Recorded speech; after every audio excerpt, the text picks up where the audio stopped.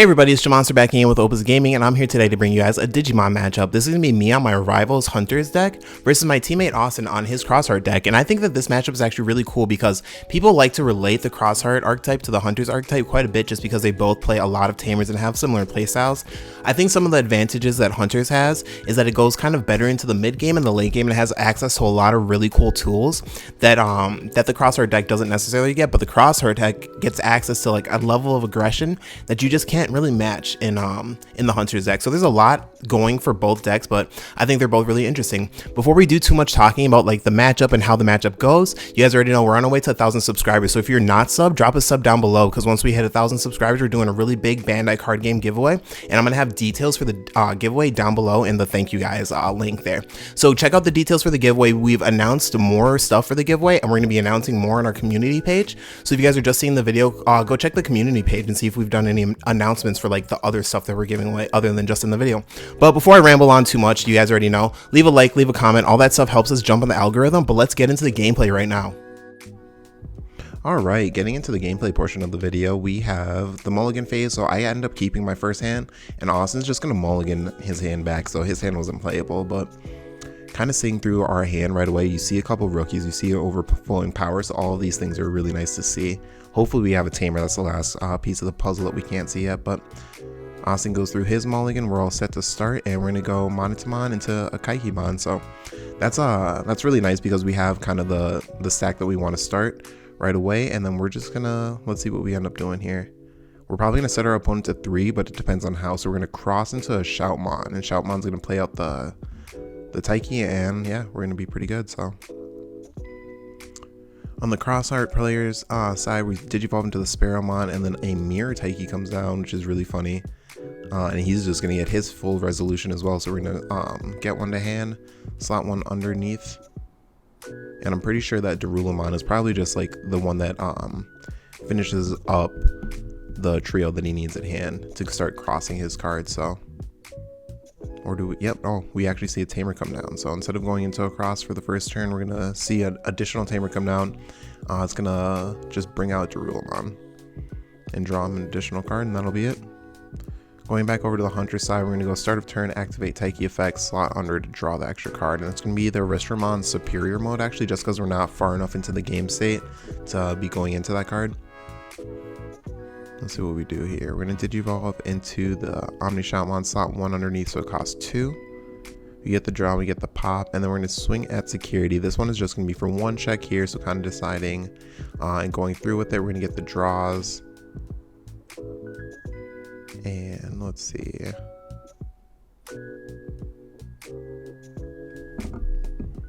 And we do swing with the Kakimon. And I actually make a misplay here. This is my bad. I draw, which is fine, but here I actually slot underneath, which is incorrect. We're gonna, that doesn't have regular save. I don't think it really comes up because I think the whole game we have additional cards, and I don't even think we slot that in, but sorry about that. That was a misplay. That card should be in the trash right now. And then we're just gonna play the Chuchumon. Just a pass turn here. So we have an additional card on board. It's fine, but we're not looking too crazy because we don't have enough tamers. So he's gonna swing into security, live because he only hits at 2k, and then we're gonna see another tamer come out. Darulamon comes back, minuses 2k on the Chuchumon, so Chuchumon goes to the trash, and we just get our Shoutmon back. It bounces back over to our turn, and we're gonna hatch another Monomon. Picking which one of our rookies, I think we're pretty healthy on rookies here, so we slot underneath, get an extra draw, which is going to be the U, which is really nice if we have another Shoutmon. U into a Kakimon and raising, and then we top deck the Clockmon, or the old Watchmaker. So we'll see what we do here. We're going to decide to attack and draw 2 additional cards. I think that's a really good way to start. Not minus 4k, but pop a 4k or less on the Darulamon. We see the green tamer come out, which is going to bring out the Beelzemon. Sorry, I'm not super familiar with all the cross names. So, and here we go straight into the Quartzmon. This is basically what our deck can do. That is kind of our specialty. We're going into Quartzmon against a deck that has a lot of tamers, so we don't need to be as set up as long as he's pretty set up. And since he has 2 cards on the board already, I'm only at 4 life. I really didn't feel comfortable just kind of letting him go with all of his plays. So I'd rather him have to get over, basically restart with what he has available on board, even though he will be able to start rebuilding here pretty healthily because I put him at so much memory. I think it's just smart to start getting my game plan going, which is locking down his board and stopping some of his resource because he has way more than I do right now. Going into his side, it looks like we go into Sparrowmon in the raising and just kind of deciding on what to do here. He is in kind of a rough position because you can't just play one tamer. You have to play a couple tamers so that I can't just lock you out of your tamers with Quartzmon. So it's really depending on what he has in hand right now and what is possible. So we see a Taiki come down. Taiki effect is really nice because now he's going to be getting a couple extra resources here after I just locked him out of so much. We'll get a Shoutmon. That looks like it was Cross 3 or Cross 4, I think is the name of that one. And this is the part where it really shows the Crossheart player's skill.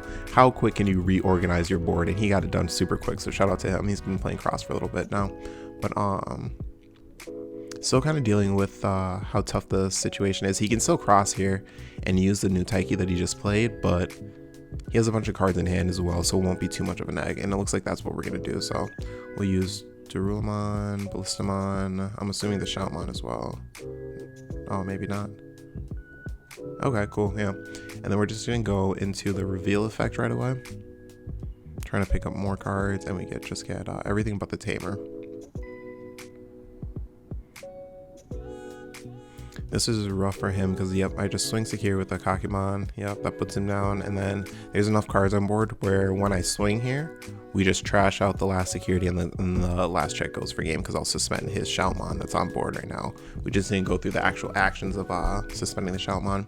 So that's what I'm saying is Quartzmon's kind of big power where he just doesn't cost that much and he's just very aggressive against other decks that are playing tamers as well as kind of the Quartzmon fight, even against other decks that play Quartzmon. So he's kind of your foot in the door in that matchup in general. So moving on to game 2 here, looks like I end up keeping my first hand as well, and so does Austin. So we're going through the mulligan phase and starting the game straight away. He decides to start this game because he wants to start off on the attacking foot, which is definitely smart. And we see a Taiki come down. Wow, so many Taikis in this match between the two of us for sure. But this is a super consistent way to just kind of start the game. So, yep, Taiki into Darula with the cross 4, I believe, going down. My apologies if I get some of the cross names messed up. I'm really not familiar with the archetype very much because I don't play the deck. I do have some teammates that play it very religiously though, so I guess I should know more. But here looks like I'm not too convinced with what I'll do. I don't know if I wasn't sure. I don't know why I kept the hand then, but it looks like we dropped the U. That's fine. U to go down to 0 and then just Digivolve for 2. So I think it was more of how much memory that we passed over to our opponent. We didn't really want to give over the full 3 because a lot of this matchup is just kind of swinging back and forth, just swinging face and like and throwing a bunch of memory back and forth. But if you have the opportunity to kind of slow things down as the hunter player, I think that's important to do. So you will help us do that because he'll try to choke us at 1 and then we'll go back up to 2 with U effect, and then we'll be in the position to start choking him. So here just thinking about, yep, what's a slot under for you?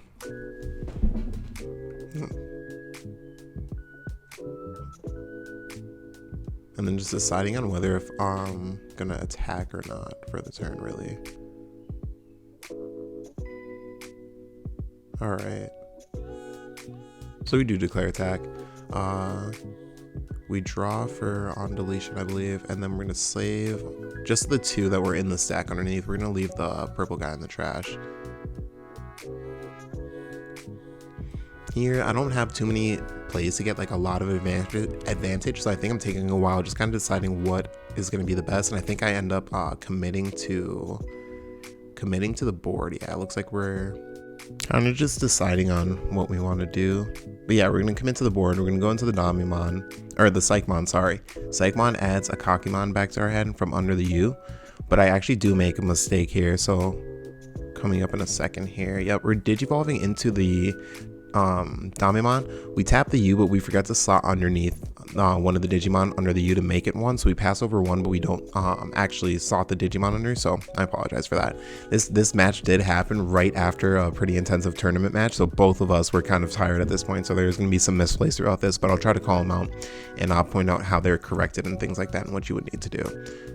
But it doesn't make too much of a difference in this matchup. So we see a swing from the Beelzemon and it hits the Taiki for us, and that's actually really good because we needed those tamers. So, but we are on 3 security now, which is a really dangerous place to be. So crossbow comes down, we use the Shoutmon and Beelzemon to make it, I believe, cost 3. And this is just going to be for resource here. So we're going to get the draw and then effect. I guess none of those are too scary for us to see from him. So we're going to see, yeah, the X7 goes to hand. And then just kind of thinking about what he needs here. Okay, we need the Shaman and everything else goes to the bottom. So goes back over to us because that one cost 3.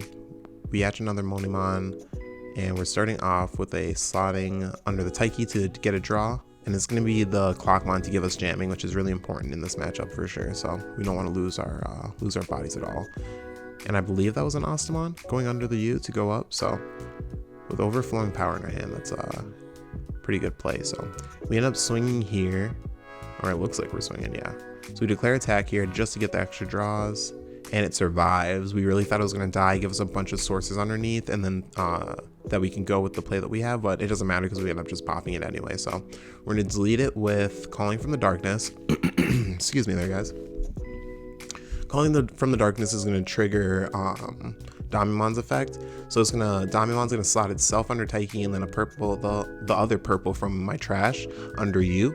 And I'm adding back the 2 rookies back to my hand with Calling. So here we're going to play out the 2 rookies, I believe, because now we're at 2.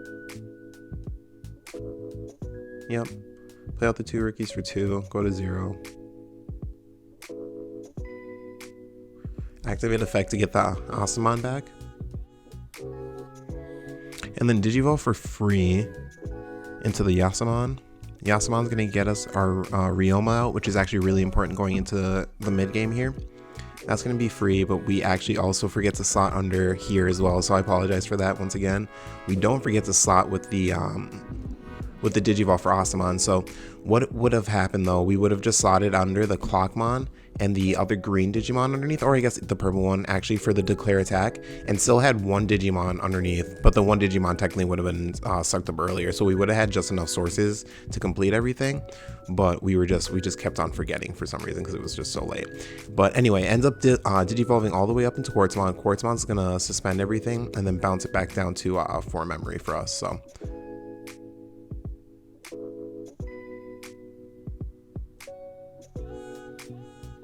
and I do believe that's a calculating mistake for us as well. We forgot to factor in the fact that Astamon passed over to 2. So right now the crosshair player should be at 5. But that should be the last mess up for this game. So it doesn't make too much of a difference because he is in a pretty tight spot here. But we'll see what he ends up doing. Here he does declare that he's going to activate the X4 effect to get the memory and draw, and then he raises up and swings. We just forget to put the X4 in slot. But we declare block with the Quartzmon here just to make sure that we don't go down to 2 security. And then we're talking back and forth. I'm like, wait, didn't you declare X4? Is he on the board still or is he gone? He's like, oh, no, he's supposed to be in trash. And then these just go under here to resolve the effect. So finishing up from there.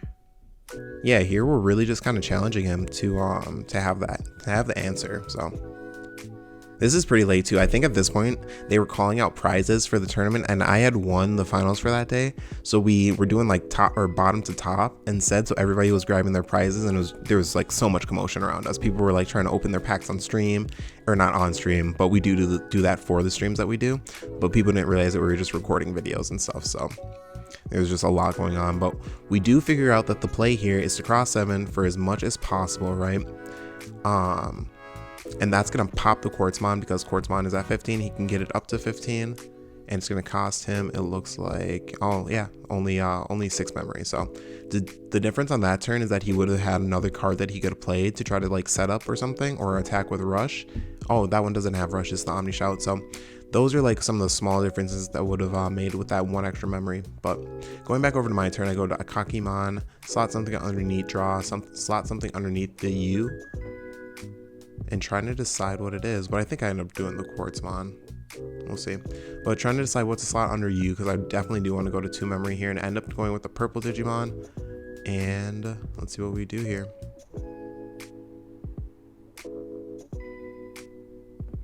I know that the big thing in all these situations is going to be getting up to my Quartzmon or getting up to my Omni Shoutmon. So here we go into a Restaurant, and we don't forget to slot under our sources this time. And we're going to go with 2 draws here, and I think that is smart because we're not going to get past the blocker X7, so we need to get as many resources before he's able to kill us as we can and try to kind of like slow the game down in whatever way we can. So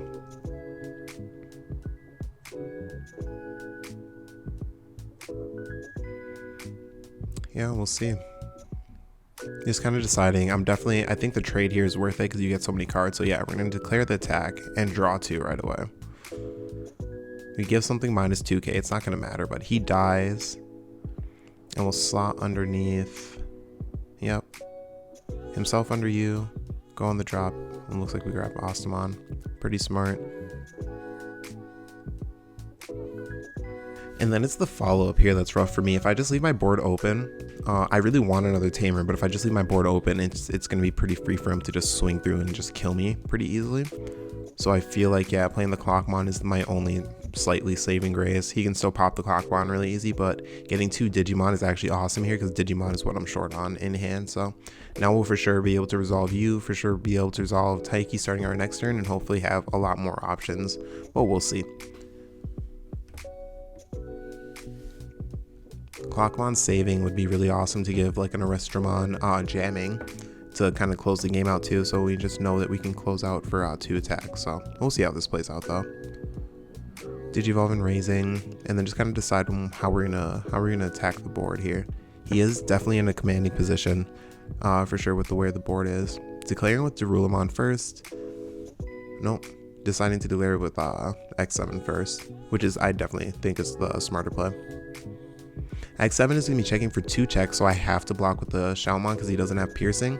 That's going to set up to put him into my containment area, and it makes it so I only take 1 damage this turn, which feels a lot better, or 1 damage on board this turn, which is going to force him to kind of cross out of hand like crazy. He does have a pretty decent hand size though, but we'll see. Deciding on how he wants to finish, he can't commit too much. He might just want to play a Tamer if he has a Tamer in hand, or he might just want to play an additional Digimon so he can for sure just push for game if he's having a hard time finding cross targets. Yep, and we do cross here. So we're going to end up crossing for 1. Yeah, we're going to use 3 material here to cross. Get the draw, and then use effect to reveal top 1, 2, 3.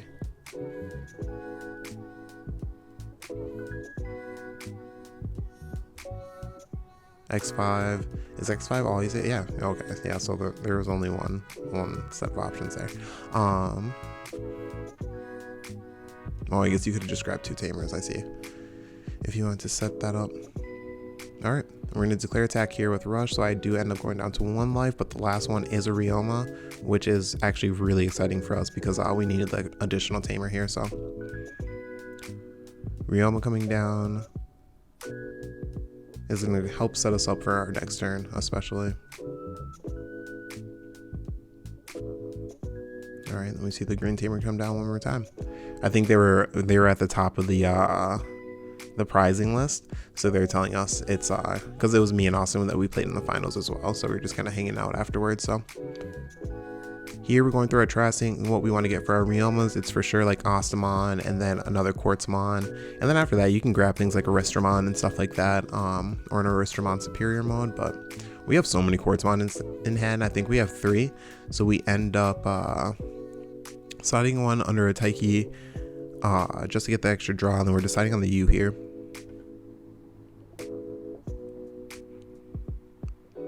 With the way the board is set up right now, it's 100% a Quartzmon play. On this turn, it's definitely Quartzmon or bust.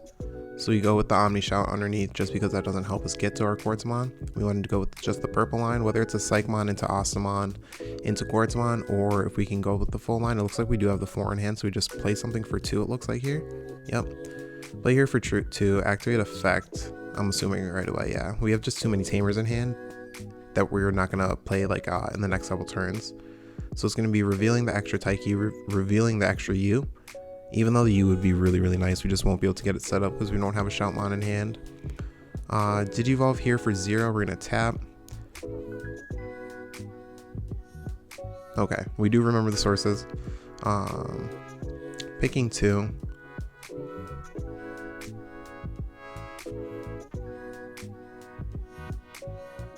Getting the draw for Digivolve, so it's at 0. We slotted 2 underneath, and we're doing a reveal 3 from the top of the deck to try to hit a Rivals Tamer, and we do hit a Rivals Tamer. We hit the Iru, so we're going to be able to continue Digivolving for a little bit less. So if we have Overflowing Power in hand, which I believe we do, unless we just added the Ostamon back to hand.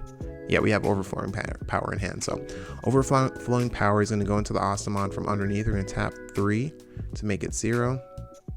Draw for Digivolve, and this stack starts to get huge. We have so many cards under our Tamers, and that's why I was saying Austin's a better cross-heart / hunter player for me. He's been playing the game or the deck for so much longer. His Tamer like lineup and his Tamer management is so clean. Him and my teammate Justin can do it so well, and I can't. My board right now is so gross and so messy, and it's going to be like this for the rest of the game because it's just kind of finalizing. So we're going all the way up into the Quartzmon. Quartzmon is going to cost 5, and it's going to bounce us back down to 5, or it's going to cost 6 and bounce us back down to 5. And we declare attack here. We get like 3, yeah, we get the 3 draws. We minus 2k on his X4, and then we pop a 4k or less. So X4 was at 6, and then it gets down to 4, which is really nice here. Well, it's kind of just like extra value, I guess, at this point, because everything was locked down anyway, so he wasn't going to be able to do too much with it. So you see a trash 2 and then a security check because there's 10 Digimon or Tamers suspended on the board right now. And here that was actually kind of a misplay. Since I knew that I didn't have to win on this turn, and I could have just like rushed with something else on the next turn, putting him down to 0 was actually really, really dangerous. But, well, maybe not a misplay, but it was dangerous because if he has enough rush attacks, he just kills me. So here deciding what I want to do to pass turn is just play a Taiki for 3, give him 3. He decides to just raise up, swing right away with his Digimon raising, puts me down to 0, and that's why I was so scared, because like if he has anything with rush, if he has enough in hand, he just kills me right here. And I could have possibly survived with the blocker on board, but as opposed to trying to kill me, he tries to out the Quartzmon because he can't kill me, and that's also kind of scary, but not too scary because he's on 0, right? So we're just kind of seeing he doesn't have like the rush attack for game here, so he's gonna have to go for an X7 to try to kill the Quartzmon. So, and we do land on the Quartzmon play. So what we're gonna do is, or not the Quartzmon, but the X7 play. So we're gonna play the Shoutmon for 3. Shoutmon doesn't have an effect to resolve here, but we're just gonna go straight into the X7 superior mode effect. So what that's going to do, somebody came over, we had to roll for a raffle for the prizing, so that's why I rolled that dice just now. But what X7 superior mode is going to do is if you have a Shoutmon on board, you slot the Shoutmon underneath, and then you can use cards from your drop or from your trash to slot underneath it to reduce its play cost by 1 for each card, and you can slot as many cards as you want underneath. So what he's going to do is he's going to use the Shoutmon on board as well as its inheritable, and then slot under the rest of the cards basically that he has in trash. What that's going to do is going to set me to, it looks like 5. He bottom decks my Quartzmon, which unlocks everything. But this is going to be a pretty simple game state. He doesn't have, or he does have blocker. He has 2 blockers. His card's going to get to reboot here because it's not locked under Quartzmon anymore. And since he was able to, with superior mode, since he was able to get the Z Greymon, he's going to have a second blocker. So I'm going through my effects, and I basically forget half of them because it's just a very simple game state here. We have to resolve 2 Arrestramon superior modes. We have to get rid of the 2 blockers. But I should resolve the extra 2 Taikis, I'd start with one Taiki, but I have an extra one on board and a U that I should just resolve just for it, but it doesn't really matter. We have enough sources and enough resources to get through it. So what the play is here is to go a rookie into a rush Arastamon. So the one that we go with is going to be Drachmon. Drachmon is going to reveal 2 and put them to the bottom of the deck so we can draw 2 new cards. Then we're going to Digivolve into Aristramon Superior Mode, or not Superior Mode, but Aristramon, by tapping 2 and making it 0. We're going to give it jamming so we don't die. I don't think we have to, worry about too much about dying, but give it jamming, give it -2k, and then we're going to Digivolve hard into the Aristramon Superior Mode, suspending 4. And as long as this Digivolution is free and it has Rush, now all we have to do is either hard play a level 4 and go into another Superior Mode, and we're just doing an alternate swap here, of course, or we have to play a rookie, Digivolve for free, and then Digivolve into the 4. And we have, I think, both lines here, so what we end up doing is just slamming for 3, the Shoutmon King version, playing out a U, and then Digivolve into Aristramon Superior Mode, and Aristramon Superior Mode is just gonna tuck the extra Digimon underneath and wrap up the game here. So that's gonna be the matchup. Sorry for all the misplays. It was just getting late and we were getting pressured so much to pick up Reprising and everything like that. I think that all of the plays kind of still are valid. They're just kind of like slightly off to the eye, so I do apologize for that. But if I miss anything, let me know down below. If there's any other misplays that I messed up that really would have swung the game, please let us know, just because we actually do like kind of going back and going through and seeing like what we could have done or what we should have done. So sometimes it is just kind of a decision making thing. But this is gonna be Jamonster with Opus Gaming. I'm out. Take care, guys. Thank you.